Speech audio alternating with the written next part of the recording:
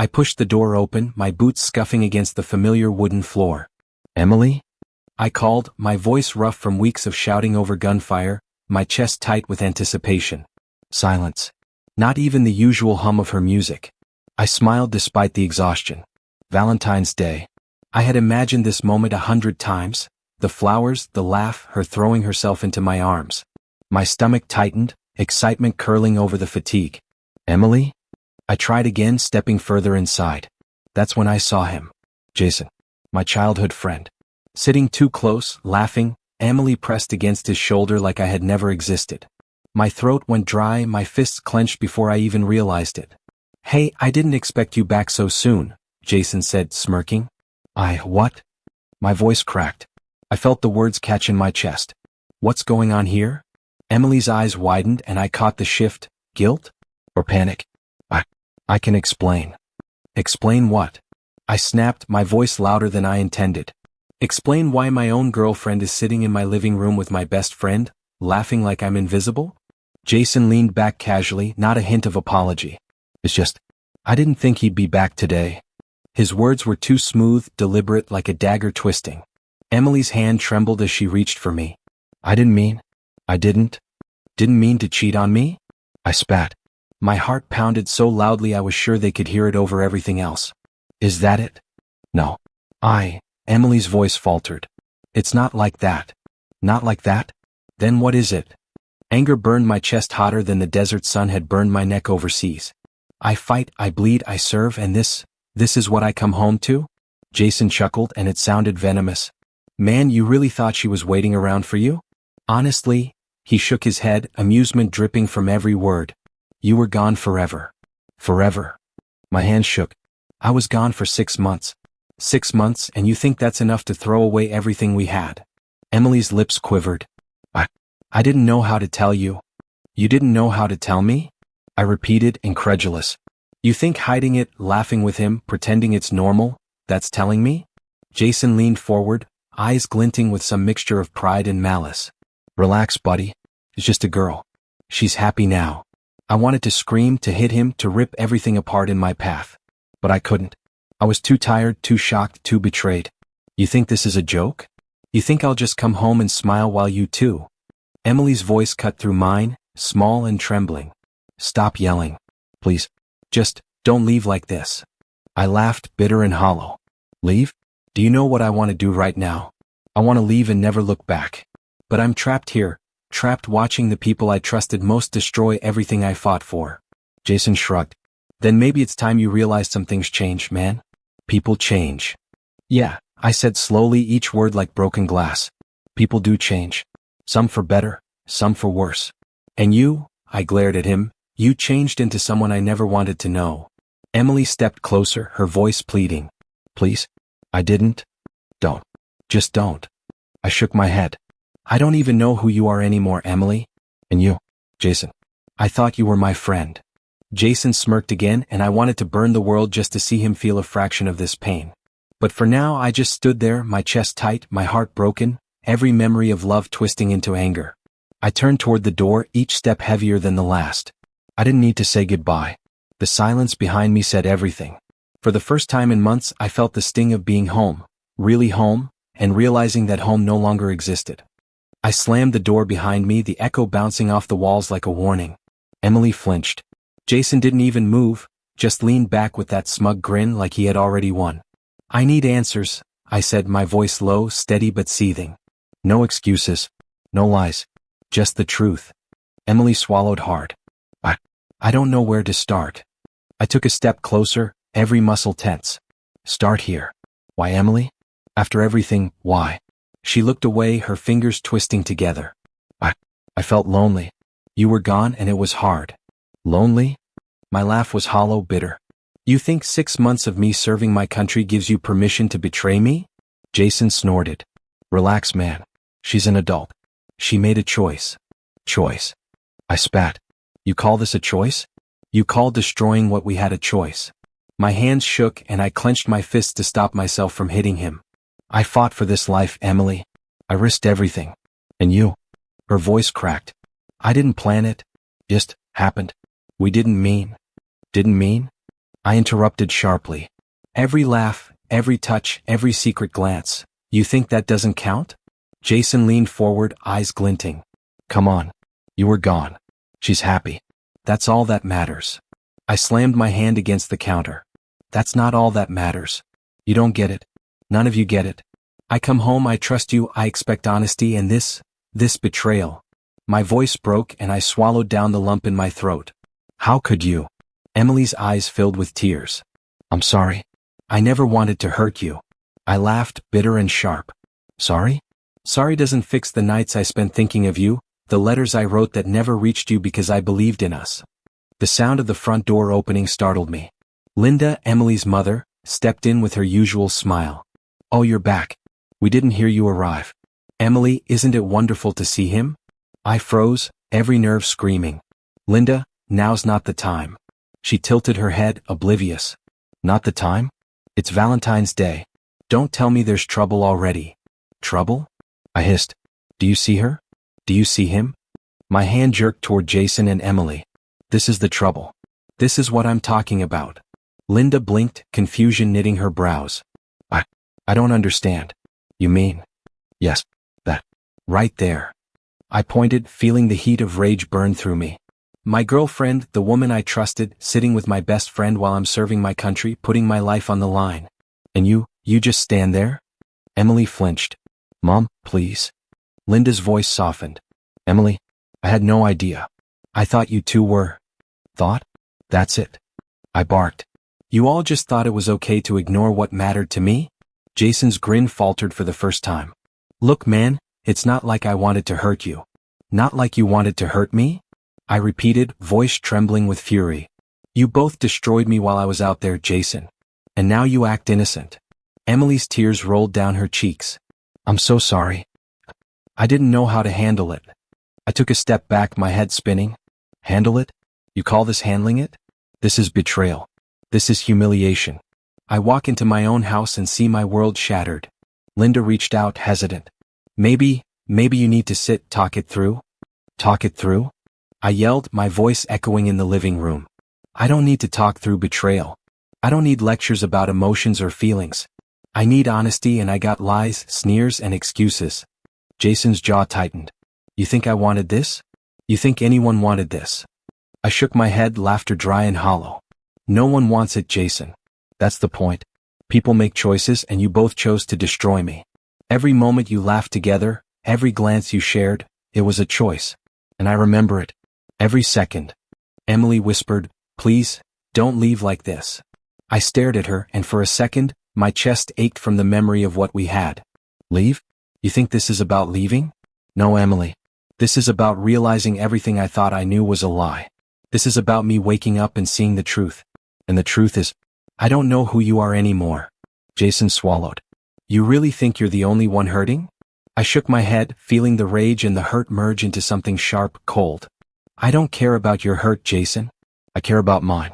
And mine tells me one thing, you're not going to get away with this. Linda's hands trembled as she reached for Emily. Oh, I never imagined. I didn't respond. I turned toward the door, every step weighted with disbelief and anger. Emily's cries echoed behind me, Jason's smirk faded but lingered, and Linda's shocked expression burned into my mind. As I left, I realized the bitter reality, home was no longer a sanctuary. It was a battlefield, and I was the only soldier left standing. I slammed my apartment door and leaned against it, letting the silence swallow me. No Emily. No Jason. Just the echo of their laughter ringing in my ears like a cruel joke. I sank onto the couch and muttered to myself, how could I have been so blind? A knock interrupted me. I growled, who is it? It's me, Sarah, your neighbor. Her voice was soft, careful, like she didn't want to startle me. I didn't move. What do you want? To check on you. You've been distant.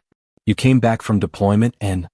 I don't need check-ins, I snapped, my voice sharper than I intended. I need space. Something I won't get from people like her. She didn't flinch. I get it. But isolating yourself won't make it hurt less. I'm not isolating myself, I muttered, though I knew it was true. I'm just trying not to choke anyone.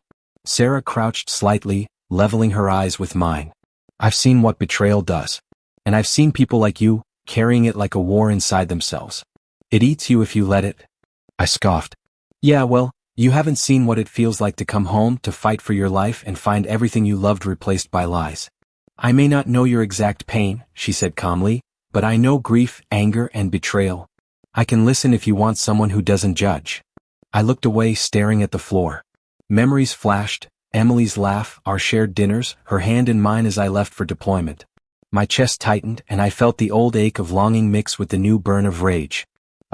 I don't even know who I am anymore, I whispered. Sarah nodded. You're the same soldier who fought overseas. But now the battlefield is here inside your heart. Her words struck me, and for the first time since that Valentine's Day, I let a shiver pass through me. And what if I can't win this one? You'll win because you have to, she said firmly. Pain like this can break you, or make you stronger. You get to decide. I laughed, bitter, shaking my head. Stronger? Emily made sure I feel weaker than ever. And my dad, my voice faltered. Robert, he didn't even call. Not once. No advice, no care. Just silence like he always does. Sarah tilted her head. I've heard about him. Distant. Judgmental.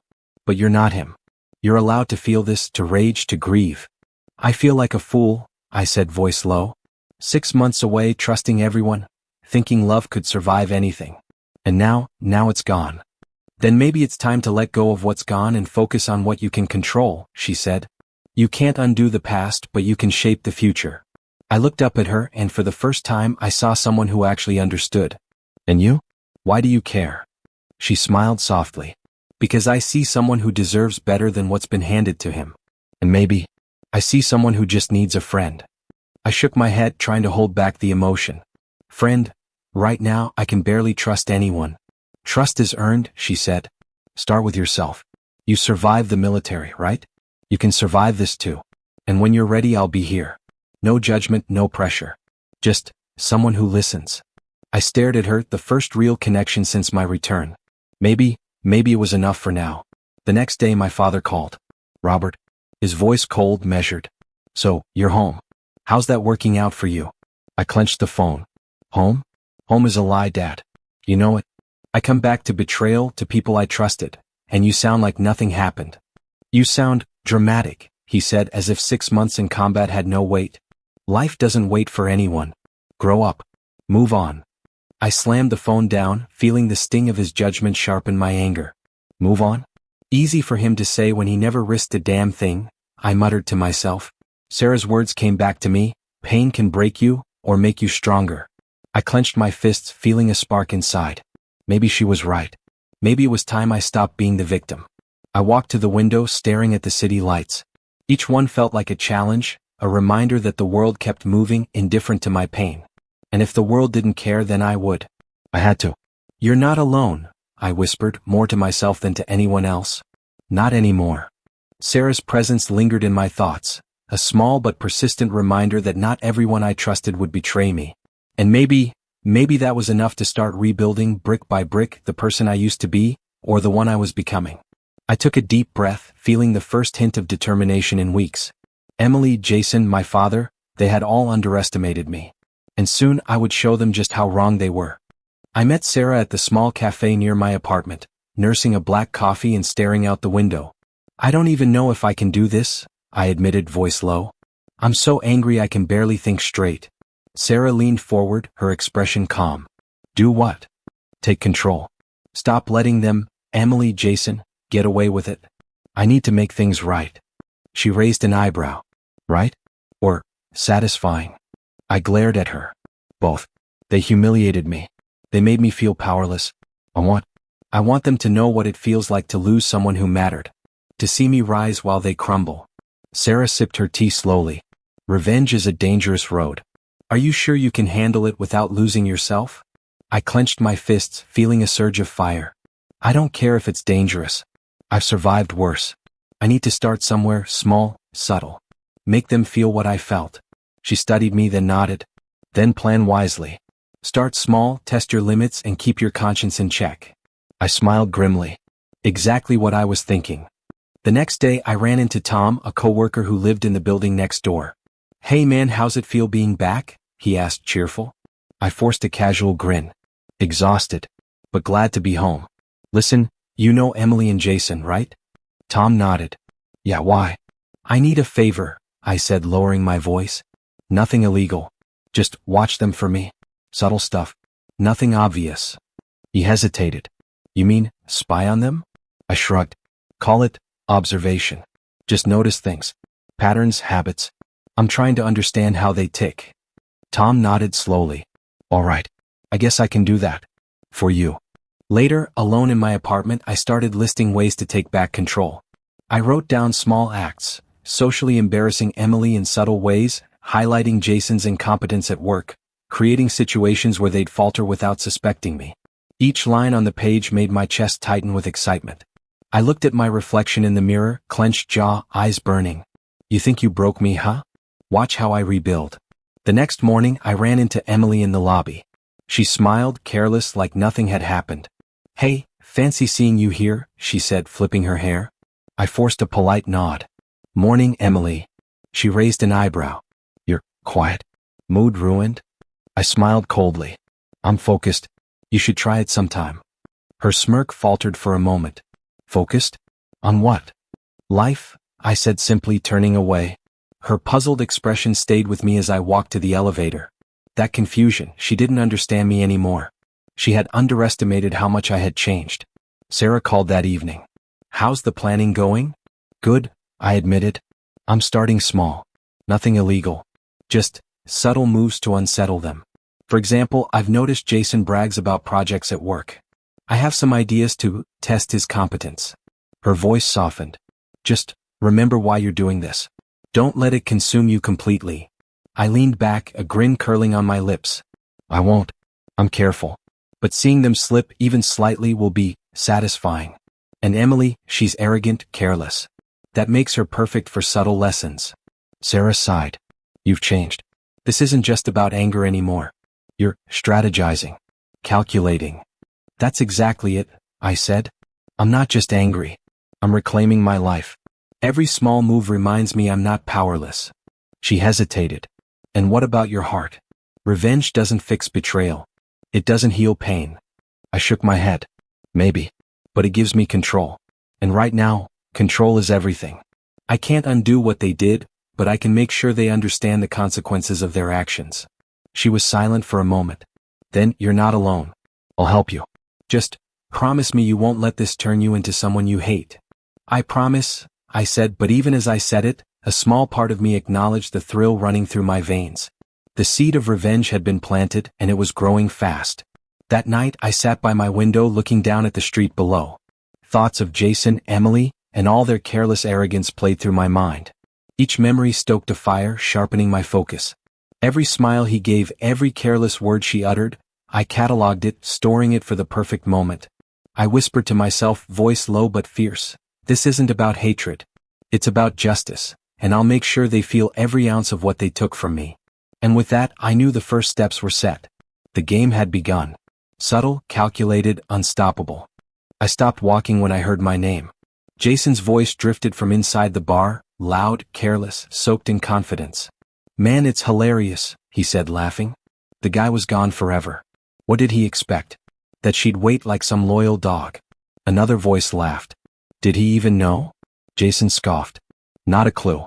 While he was playing hero overseas, I was right there, taking care of things. My hands curled into fists. My chest felt tight, like something was crushing it from the inside. I stood frozen outside the door, listening, every word carving into me. He came back on Valentine's Day, Jason continued. Like some movie moment. Flowers, hope, all that crap. You should have seen his face. Damn, someone said. That bad. Jason laughed harder. Broken. Completely broken. And the best part? He still thinks he's the good guy. My vision blurred. I stepped inside before I could stop myself. Say that again, I said. The room went quiet. Jason turned slowly, his smile fading just a little.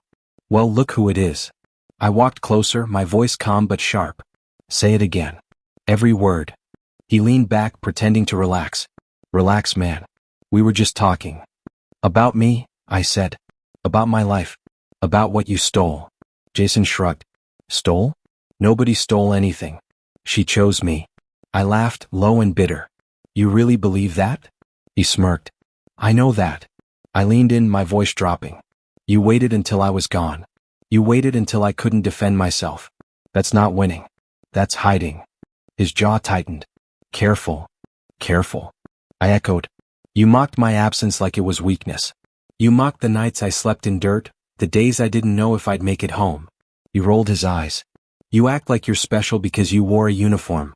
I reached into my jacket and pulled out my medals, dropping them onto the table. They clinked softly, heavy with memory. These aren't decorations. These are nights I survived. These are people I lost. The table was silent. Jason scoffed. Nice drama. I smiled coldly. You know what's funny? I used to think you were strong, confident. But listening to you brag behind my back. I shook my head. You're insecure. That's why you needed what was mine. His face darkened. Watch your mouth. I picked up a folded Valentine's card from my pocket, the one I never gave Emily. I tore it in half slowly. This was hope. This was trust. You didn't just break my relationship. You broke something sacred. Jason stood. You done? No, I said firmly. I'm just getting started. He stepped closer. You want to fight? Every instinct screamed yes. My body remembered violence. But I exhaled slowly. No, I want you to remember this moment. Because this is when things change. He laughed nervously. You threatening me? I met his eyes. I'm promising you something. You don't get to rewrite my story. You don't get to laugh at my pain. And you don't get to walk away untouched. Jason's voice dropped. You think you're scary? I shook my head. No. I think I'm done being weak. Sarah's voice echoed in my mind. Don't lose yourself. I stepped back. This ends here. Physically. But everything else? That's just beginning. Jason smirked again, but it didn't reach his eyes. You're bluffing. I smiled. That's what you want to believe. I turned and walked out, my heart racing, my hands shaking, not with fear but clarity. Outside, the cold air hit my face, grounding me. Sarah called as I reached my car. Where are you? I just saw him, I said. Her voice tightened. And? I didn't hit him, I replied. But I could have. I chose not to. That matters, she said softly. I know, I replied. This was the moment. The choice. I'm not reacting anymore. I'm deciding. She exhaled. I'm proud of you. I looked down at the torn card in my hand, then at my medals. This isn't revenge yet, I said. This is me taking my power back. And your heart? She asked. I closed my eyes. It's still broken. But now, it's focused. I got into my car, the engine humming beneath me. Jason's laughter replayed in my head, but it no longer crushed me. It fueled me. I whispered to myself, steady and certain, I'm not your victim anymore. And for the first time since returning home, I believed it. I learned quickly that revenge didn't need noise. It needed patience. Tom leaned against my desk and whispered, So you really want me to mention that Jason missed the deadline? I kept my voice calm. Not mention. Just ask questions. Let people notice on their own. He nodded slowly. That's colder than I expected from you. I smiled faintly. I'm done being emotional. Emotions made me blind. Across the office, Jason laughed too loudly, soaking in attention like he owned the place. I watched without reacting. That was the hardest part. Later that day, Emily cornered me near the elevator. You're acting strange, she said. Am I? I replied evenly. Yes, she pressed. You don't argue. You don't beg. You barely look at me. I shrugged. I'm busy. Busy doing what? She demanded. Living, I said. Her eyes narrowed. You're hiding something. I met her stare. Maybe you're just not used to not knowing everything anymore. She stepped back like I'd slapped her. I walked away before she could say more. That night, Sarah called.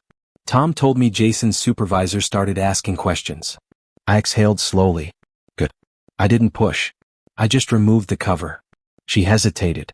Does it feel good? It feels controlled, I answered. That matters more.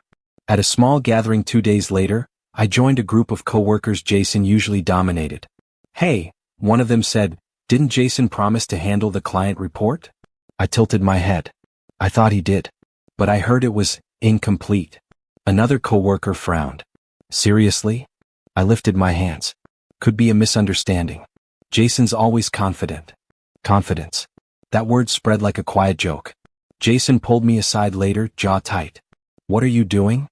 I looked genuinely confused. Talking. You're making me look bad. I leaned closer. No. I'm letting you do that yourself. He laughed nervously.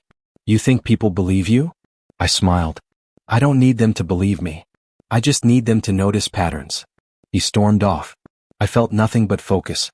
Emily's coworkers started whispering too. One of them approached me during lunch. Is it true you and Emily broke up because of Jason? I sipped my water. I don't gossip. That's basically a yes, she muttered. Emily confronted me that evening. You're turning people against me. I shook my head. I'm not turning anyone. I'm stepping aside. She clenched her fists. You're enjoying this. I paused. I'm surviving it.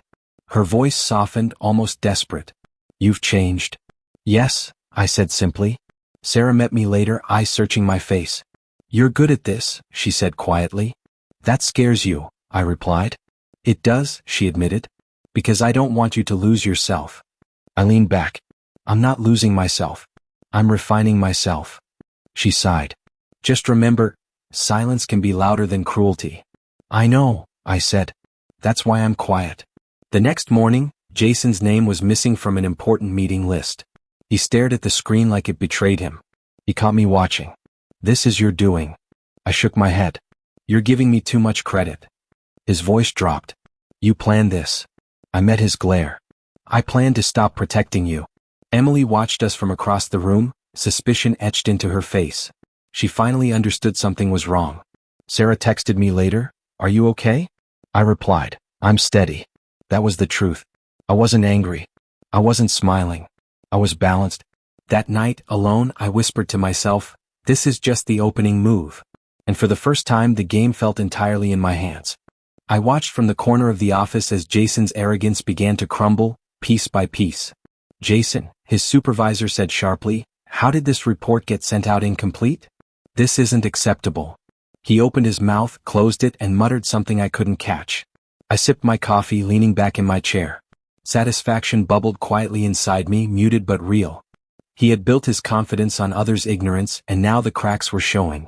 Emily approached me later, her expression uneasy. You're watching again, aren't you? I shrugged. Observing. Nothing more. You're enjoying this, she said, voice soft, almost accusing. I'm noticing consequences, I replied carefully. Actions have results. She frowned. You're cold? I've learned to be, I said. Cold keeps you alive when people betray you. Jason stumbled into the break room, muttering under his breath. Can't believe this, everyone's questioning me. One of his coworkers, a quiet guy I'd subtly guided, looked up. Maybe if you hadn't bragged so much. Jason froze, glare snapping. What's that supposed to mean? Nothing, the coworker said innocently, though I noticed the slight smirk. Just observations. Emily's eyes followed the exchange, guilt beginning to shadow her usual arrogance. You're doing this on purpose, she whispered. Maybe I am, I said. Maybe I'm letting the universe do its job and stepping aside. She shook her head. You're terrifying. I smiled faintly. No, I'm careful, observant, learning patience. Later, Jason stormed past me in the hallway. This isn't over, he snapped. I met his eyes calmly. It's already started. His jaw clenched and I saw panic flicker behind his usual arrogance. People were noticing his mistakes, his missed deadlines. Friends were beginning to question him. And every small slip felt like justice to me, even if part of me hated that satisfaction. Emily came to me after work. Her voice trembled. I didn't expect this to happen. Seeing him like this, I feel awful. I studied her face. For the first time, I saw more than arrogance. I saw guilt, regret. You should, I said simply. She lowered her eyes. I don't know how to fix it. Fixing it? I echoed. Emily, this isn't about fixing him. It's about seeing truth. You'll have to live with your choices just like he will. Her hands trembled. Do you hate me? I shook my head. Hate doesn't solve anything. But I don't forgive easily either. She exhaled shakily. I didn't realize. I don't know. I thought it wouldn't matter if I was with him. I leaned against the counter. It mattered. To me. And now it matters to you because you're seeing the consequences firsthand. Jason's arrogance began to unravel even further. I noticed whispers among his friends, the way he started over-explaining, the way his confidence faltered. I can't believe this, he muttered to himself at one point, pacing. Everything was supposed to be fine. I was untouchable. I chuckled softly under my breath. Nothing lasts forever. Emily watched me. You're so different now. Calm, measured, it's unsettling. I've learned to wait, I said. To calculate. To survive without needing them to see it. She nodded slowly. I can't stop thinking about how wrong I was. And him. Jason, he doesn't deserve. I interrupted gently. No one deserves betrayal. That's life. But consequences? Those are earned. Her eyes filled with tears. You're right. I thought I could control everything, but now I see. That control was an illusion, I said. And it's fading for him. For you too, in a way. But I'm not here to punish you physically. I'm here to reclaim myself. Jason's downfall was subtle but undeniable. One misstep at a meeting, a sarcastic comment overheard, colleagues questioning his judgment. The arrogance that had made him untouchable was crumbling under its own weight. Emily flinched when he tripped over a project he had boasted about. I didn't think, she whispered. No one does, I replied. Until reality hits. I caught myself smiling faintly. It wasn't joy. It was clarity. I had learned patience. I had learned control.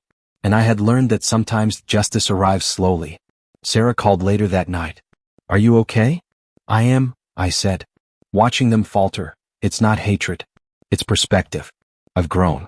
I see myself clearly now. You sound stronger, she said softly. I am stronger, I admitted.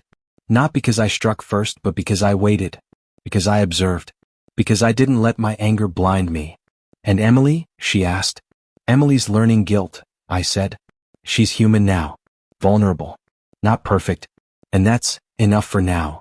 You're good at this, she said quietly. I have to be, I said. If I lose focus, all this effort, all this patience, it means nothing. But for the first time I feel steady. Calculating. In control. I looked at the broken Valentine's cards I had tucked in my drawer. At the medals I still kept on my shelf. Symbols of what was lost, what was earned, and what was coming.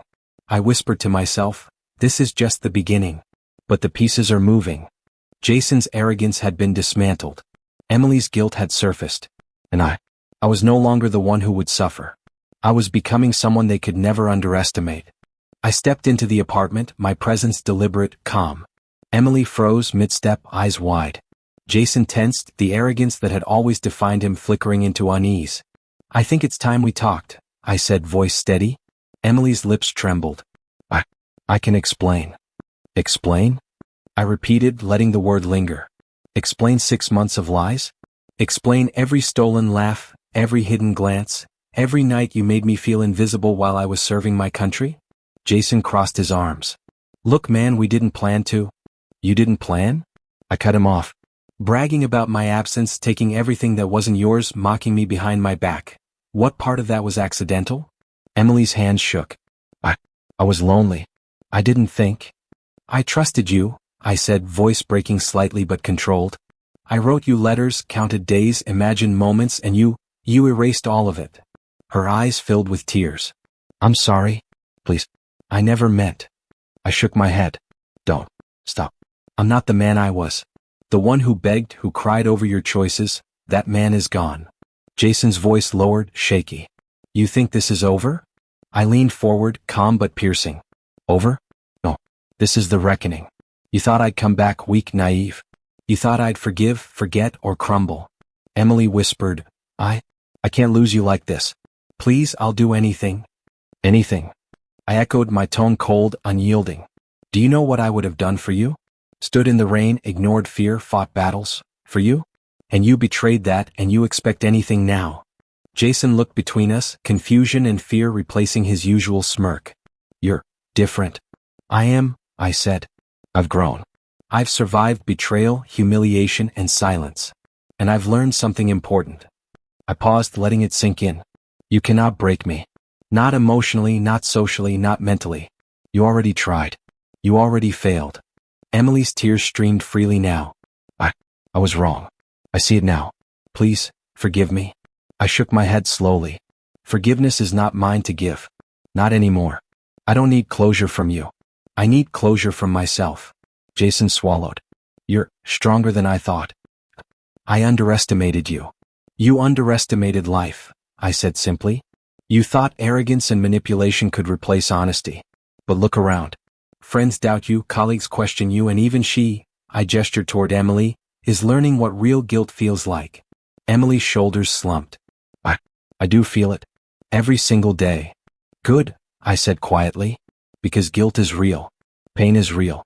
And consequences are real. Jason's voice cracked. So what now?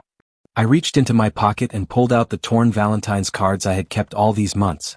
I laid them carefully on the table between us. These represent trust, love, hope, all of it. And I'm leaving them here. In the past. You don't get to touch them anymore.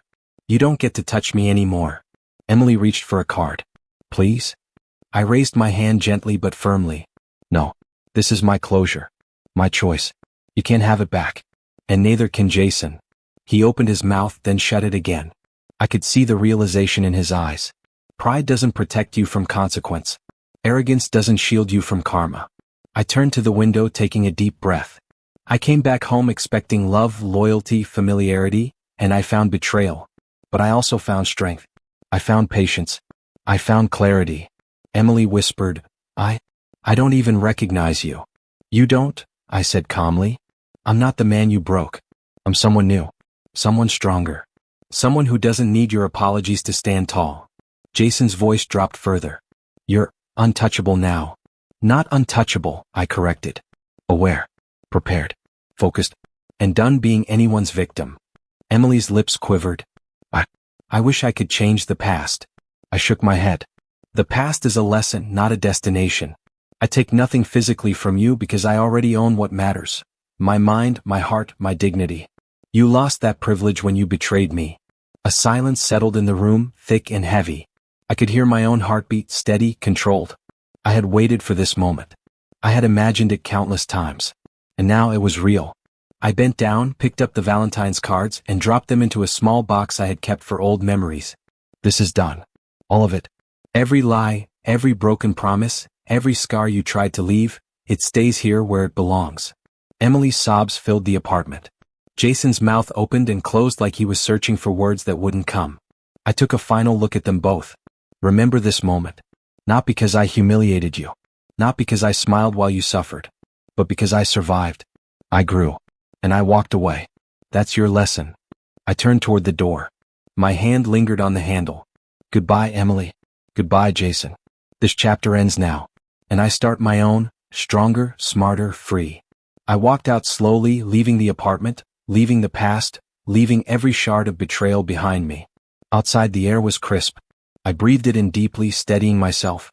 For the first time in months, I felt light, unshackled, empowered. The confrontation was over. Karma had done its work. And I had finally found my peace. I walked along the river that morning, the cold air sharp against my skin, and for the first time in months I felt free. Sarah's voice echoed in my mind, warm and steady. You've done what you needed. Now live. I smiled faintly, replying aloud. I'm trying. You're ready for more than trying, she said, stepping beside me. You're ready for living.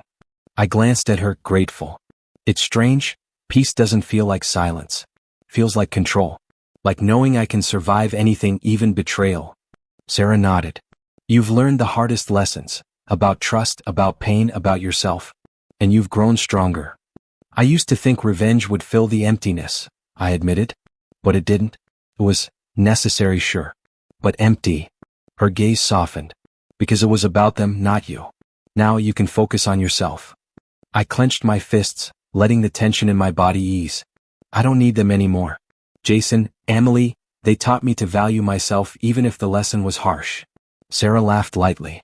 Bitter lessons are often the most effective. I shook my head. Bitter, yes. But worth it. Every sleepless night, every angry thought, every plan, it all brought me here. Stronger. Smarter. Wiser. Not because I hurt them, but because I survived myself. She smiled, encouraging. Exactly. And now what's next? I thought of the city stretching beyond the bridge, possibilities everywhere. I rebuild. My career, my home, my life. I've been waiting to return, waiting for closure. Now I take initiative. On my terms. You'll succeed, she said confidently. You've got resilience that can't be broken. Resilience, I repeated. The word felt heavy and grounding, solidifying every scar I carried. It's strange. I thought love was gone forever. And maybe it is. But that's okay. I have respect for myself. That counts more than any relationship ever did. Sarah reached out and nudged my shoulder playfully. You're learning that fast. And maybe love will find you again when you're ready. I looked down at the water, reflecting sunlight like scattered diamonds. Maybe. But for now I'll focus on me. On growth. On stability. On life I can control. She watched me thoughtful. And emotionally, you're healed? I chuckled softly, shaking my head. Healed isn't the right word. I still feel the scars. The pain, the anger, the betrayal, they're part of me. But they don't control me anymore. I observe, I learn, I move forward. That's my healing. Sarah nodded. And it suits you. You've transformed into someone no one can manipulate again. Exactly, I said. I've rebuilt boundaries. I've sharpened awareness. I've reclaimed my life. And karma, it ran its course. I don't need to dwell on it anymore. She smiled, soft but meaningful. And that's liberation. I breathed in deeply, letting the morning air fill my lungs, cleanse my mind. Liberation, I repeated. It's strange. I never expected it to feel quiet. But it does. And I like it. Sarah stepped closer, her presence comforting. You deserve this, you know. After everything you've endured. I know, I replied. I just never thought I'd see myself standing here. Not just surviving but thriving. Not just walking away but moving forward with clarity. She looked at me warmly. And this is just the start. Life has more to offer, more lessons, more victories. But you're ready now. I smiled faintly, feeling a weight lift. I am. I've learned not to rely on others to define my worth. I've learned patience, strategy, and self-respect. And most importantly, I've learned that peace isn't given. It's taken, earned, and maintained. Sarah laughed lightly. That's the best philosophy I've heard all year. I glanced at the city skyline, the sun climbing higher. And I'll maintain it. For me. For no one else. The past taught me everything I needed. The future is mine. She squeezed my shoulder. Then go take it. I will, I said firmly. Step by step. Day by day. I'm not chasing revenge or approval or anyone's forgiveness. I'm chasing life. And I won't stop. Sarah smiled again, silently approving. I'll be here if you need me. But I know you won't. I don't think I will, I replied, feeling strength in the certainty. I've got myself now. That's all I need. The river shimmered below, moving forward relentlessly, unstoppable. I mirrored it, taking one step, then another. Light warmed my face. Pain lingered, but it no longer weighed me down. I whispered to myself, calm but resolute, I survived betrayal. I survived revenge. I survived myself. And now, I begin again. And with that, I walked toward the horizon, free, empowered, unshaken, ready for whatever life would bring next.